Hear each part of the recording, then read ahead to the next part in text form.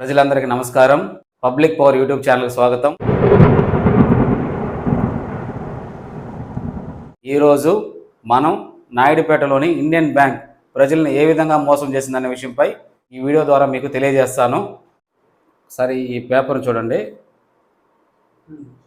4/9/2023 తేదీన తిరుపతి జిల్లా కలెక్టర్ వారికి ఇండియన్ బ్యాంక్ వారు ఏ విధంగా ప్రజలను మోసం చేశారనే విషయంపై నేను అర్జీ ఇవ్వడం జరిగినది.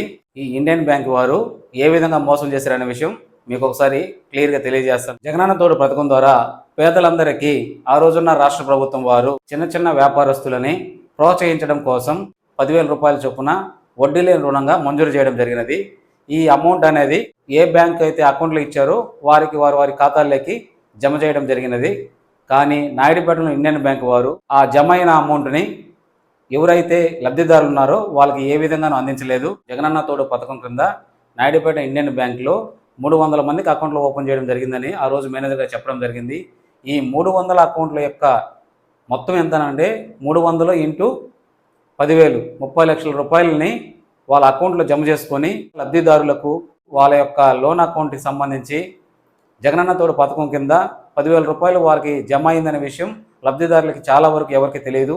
ఎందుకు తెలియదు అంటే వాళ్ళందరూ చదువు రాని వాళ్ళు, నెక్స్ట్ చిన్న చిన్న వ్యాపారస్తులు, మరియు మెసేజ్లు వస్తే చదవలేని వ్యక్తులు. కాబట్టి ఈ 10,000 రూపాయలు వారి అకౌంట్లో జమ అయిందనే విషయం తెలియకపోవడం వలన, అదేవిధంగా బ్యాంకు శాఖ వారు వాళ్ళకి ఎటువంటి సమాచారం ఇవ్వకపోవడం వలన ఆ 30 లక్షల రూపాయలు అనేది నిరుపయోగంగా వారి లోన్ అకౌంట్లోనే ఉండిపోవడం జరిగింది. నేను బ్యాంక్ మేనేజర్ గారిని అడగగా 300 అకౌంట్లకు సంబంధించి ఎందుకు మీరు ప్రజలకి సమాచారం ఇవ్వలేదని అంటే, నేను అటువంటి వాళ్ళందరికీ నేను సర్వీస్ ఇవ్వలేనని అప్పుడు మేనేజర్ గారు చెప్పడం జరిగింది. ప్రభుత్వం నుండి వచ్చిన నిధులు ప్రజలకు చేరకపోవడం వలన అటు ప్రభుత్వమును ఇటు ప్రజలు ఇద్దరూ నష్టపోయారు. ఈ విషయమై నేను మళ్ళీ మేనేజర్ గారిని, ఎందుకంటే మీరు ప్రజలకి సమాచారం ఇవ్వడం లేదు, ఈరోజు మీరు 10,000 రూపాయలు కట్టలేదని మాత్రం ఫోన్లు చేస్తున్నారే, అదే 10,000 రూపాయలు వాళ్ళ అకౌంట్లో జమ అయినప్పుడు ఎందుకు మీరు ఫోన్ చేయలేదని అడగగా, మేము చిన్న చిన్న అకౌంట్లకి చిన్న చిన్న ఖాతాదారులందరికీ మేము సర్వీస్ ఇవ్వలేమని ఆ రోజు చెప్పడం జరిగింది. మరి చిన్న చిన్న వ్యాపారస్తులకు లేదా చిన్న చిన్న ఖాతాదారులకు ఎందుకు మీరు సర్వీస్ ఇవ్వలేనప్పుడు వాళ్ళకి ఎందుకు 300 అకౌంట్లు ఓపెన్ చేశారని అంటే, నాయుడుపేట మున్సిపల్ కమిషనర్ గారు నన్ను వచ్చి అడిగారండి.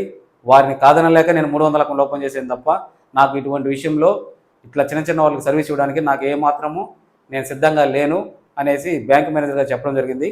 ఈ విషయాలని నాకు ఎలా తెలిసానంటే, ఇద్దరు బాధితులు ఇండియన్ బ్యాంక్లో వారి యొక్క లోనుకు పోగా వాళ్ళ సిబిల్లో ఎఫెక్ట్ అయింది. 10,000 రూపాయలు మీరు బాకీ ఉన్నారు ఇండియన్ బ్యాంక్ అని.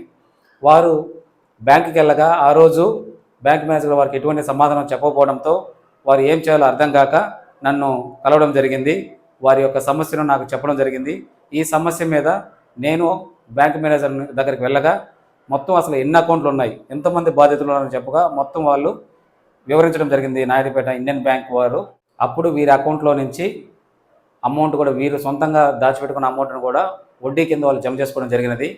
ఈ విషయమే మేనేజర్ గారిని ఎందుకు సార్ మీరు జమ చేశారని అడగగా మేనేజర్ గారు ఎటువంటి సమాధానం చెప్పలేదు. అప్పుడు నేను ఆ సమయంలో ఆ స్టేట్మెంట్ని ఆధారం చేసుకొని ఆర్బీఐ లేదా అంబుడ్స్మన్లో ఫైల్ చేయడం జరిగింది. అప్పుడు అంబుడ్స్మన్ వారు ఎంక్వైరీ వేశారు. ఆ సమయంలో మేనేజర్ గారు నన్ను పిలిపించి, లేదండి వారి అకౌంట్ అమౌంట్ వారికి మళ్ళీ జమ చేస్తాం తిరిగి, ఈ కంప్లైంట్ విత్డ్రా అవ్వనగా విత్డ్రా అయ్యాను. విత్డ్రా అయిన తర్వాత వారి అమౌంట్ని తిరిగి వారి ఖాతాలకు మళ్లించారు. ఆ రోజు కూడా నేను అడగడం జరిగింది మేనేజర్ గారిని, ఏం సార్ 300 అకౌంట్లు ఉన్నాయి, 300 అకౌంట్లో 2 క్లియర్ అయినాయి, మిగతా అకౌంట్లో వాళ్ళ హోల్డర్స్ పరిస్థితి ఏంది, వాళ్ళు కూడా ఈ విధంగా చేస్తున్నారేమో, అవన్నీ ఒకసారి చెక్ చేయిస్తాను, ఒకసారి చూపిస్తారని అంటే ఆ రోజు ఎటువంటి సమాధానం చెప్పలేదు బ్యాంక్ మేనేజర్ గారు.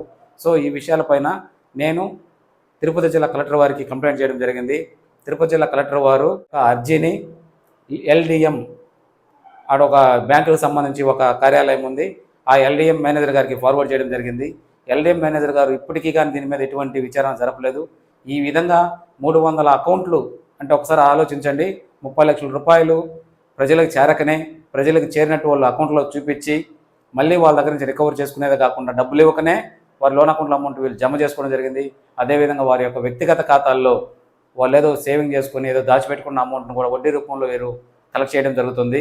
సో ఈ విషయాలన్నీ మీద ఒకసారి విచారణ జరిపించి ప్రజలకు న్యాయం చేయవలసిందిగా కోరుతున్నాను. ఈ వీడియో చూసిన ప్రతి ఒక్కరికి ధన్యవాదములు.